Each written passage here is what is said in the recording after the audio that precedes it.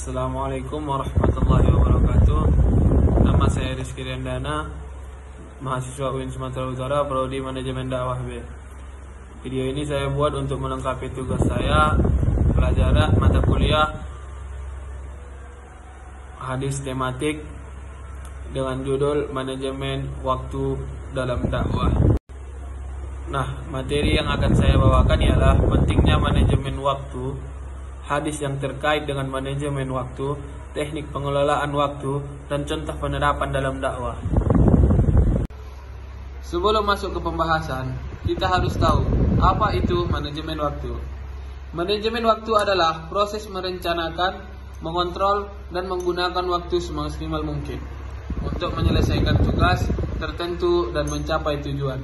Singkatnya, manajemen waktu adalah tentang untuk menggunakan waktu secara efektif dan efisien. Nah, kita masuk kepada pembahasan pentingnya manajemen waktu dalam dakwah. Manajemen waktu adalah proses merencanakan dan mengendalikan penggunaan waktu seseorang untuk mencapai tujuan tertentu. Hal ini merupakan keterampilan penting yang dapat membantu kita dalam berbagai aspek. Contohnya dalam dakwah ialah yang pertama, 1. Memaksimalkan hasil dakwah.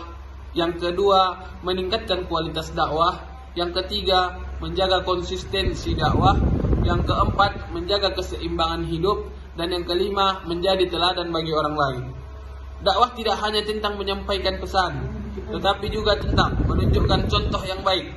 Dengan manajemen waktu yang baik, kita dapat menunjukkan kepada orang lain bahwa kita adalah orang yang disiplin, bertanggung jawab, dan mampu memanfaatkan waktu dengan sebaik-baiknya. Baiklah, saya mengambil satu hadis yang terkait dengan manajemen waktu. Hadisnya yaitu dari Abu Abbas, Rasulullah sallallahu alaihi wasallam bersabda, "Ikhtanim khamsan qabla khamsin, sababaka qabla haramika, wasihataka qabla saqamika, wa ghinaka qabla faqrika, wa faraqaka qabla sakhrika, wa hayataka qabla mautika." Yang artinya, manfaatkan 5 perkara sebelum 5 perkara. Yang pertama, waktu mudamu sebelum datang waktu tuamu, waktu sehatmu sebelum datang waktu sakitmu, masa kayamu sebelum datang masa kefakiranmu, masa luangmu sebelum datang masa sibukmu, dan hidupmu sebelum datang kematianmu. Hadis tersebut mengingatkan kita supaya kita menggunakan waktu dan kesempatan kita dengan sebaik-baiknya sebelum hilangnya kesempatan tersebut. Selanjutnya ialah teknik pengelolaan waktu dalam dakwah. Manajemen waktu adalah keterampilan yang penting untuk dimiliki oleh semua orang. Dengan menggunakan teknik dan strategi yang tepat, kita dapat meningkatkan produktivitas dan mencapai tujuan kita.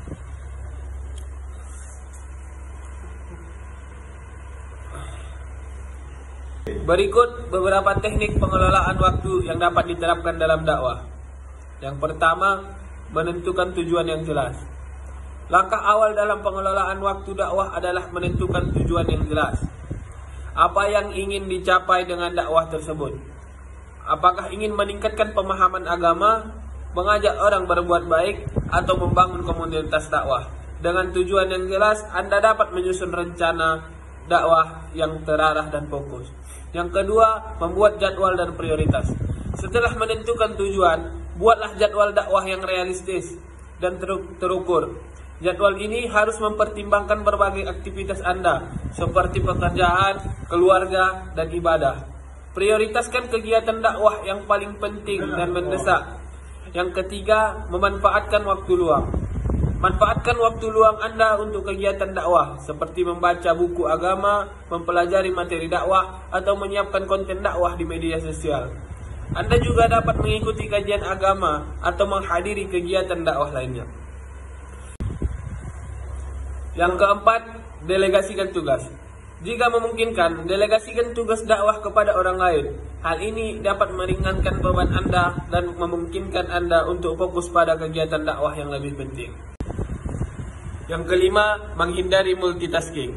Multitasking memang terlihat efisien, tetapi sebenarnya dapat menurunkan produktivitas. Yang keenam, menghindari distraksi.